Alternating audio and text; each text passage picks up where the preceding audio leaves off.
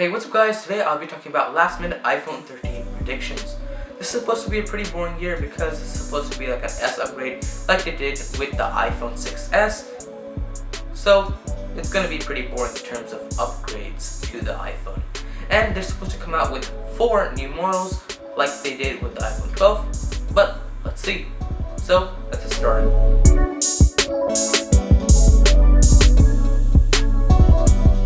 So it comes to no one's surprise that this year iPhone 13 is supposed to come out with the exact same sizes of their phones like they did with the iPhone 12, which was pretty good, and those sizes were pretty nice. The only problem was with the 12 mini, because it was not generating a lot of revenue for iPhone or Apple themselves, so that's maybe the only problem with Apple, but not our problem. At least we get more options, right?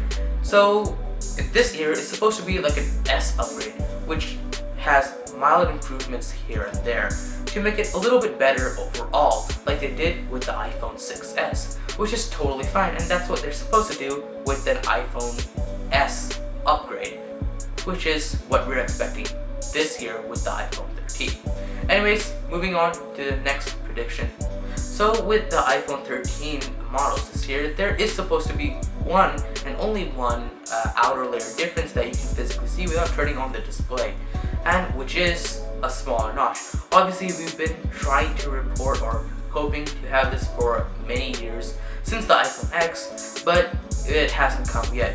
Since this is the 5th year of like the same kind of models of iPhones, hopefully they come out with a smaller notch, because that big of a notch is pretty distracting, especially for a person, me, who hasn't gotten used to that cutoff in the display. But that is supposed to be a smaller notch this year. I don't know how true that is, but let's just hope we get a smaller notch on the top so you can have more screen real estate to play around with or do more productive stuff, which I know no one's going to do. Anyways, moving on to the next improvement that we're probably going to have. It also comes with no surprise that the new iPhone 13 will come with the A15 Bionic, as you know, they improve year after year after year, which is pretty nice. We don't know the specifications or how much the performance will improve from the last year, but it surely would be good.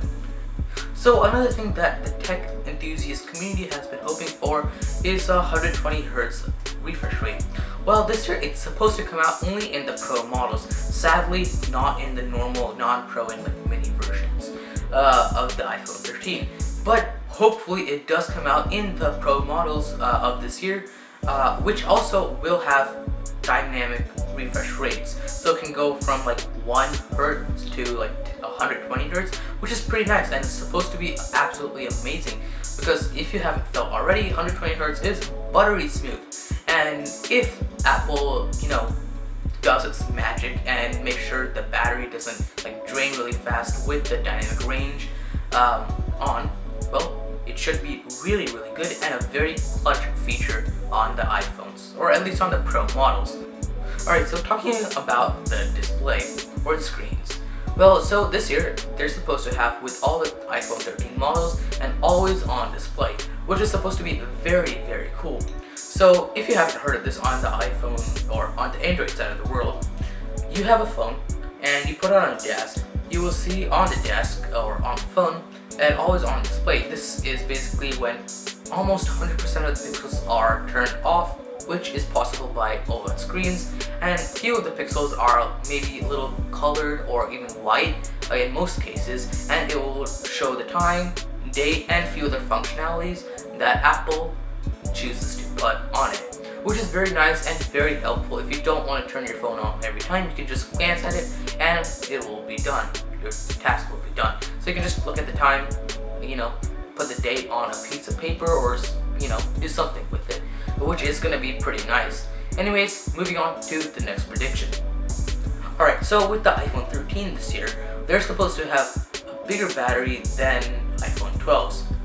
You know, maybe to compensate for the 120Hz or the dynamic resolution, or not resolution, but refresh rate that they're supposed to have on their screens. So they can have the same amount of battery life, but with a little bit bigger battery cell, which is going to be pretty nice and will allow you to use your phone for maybe or roughly the same amount with the iPhone 13 as you would with the iPhone 12. Well, with the same model like the 13 Pro, with the same battery life as the 12 Pro, which is supposed to be pretty nice and should allow better connectivity, 120 Hertz, or should compensate for both of them, and just be better overall, and maybe or hopefully give us a longer battery life so we can use our phones for a longer period of time without charging or without the phone dying on us. Anyways guys, that is going to be it for this video of last minute iPhone 13 predictions. Anyways, if you like this kind of video, make sure you leave a thumbs up and leave in the comments below if I should do more of these kind of videos, so I can tell you some of the predictions before those events come live. Anyways, that is going to be it for this video. Hope you like it. Make sure you like and subscribe to this channel to help me out a little bit and reach my goal of 200 subscribers. Anyways, I'll see you guys around. Peace.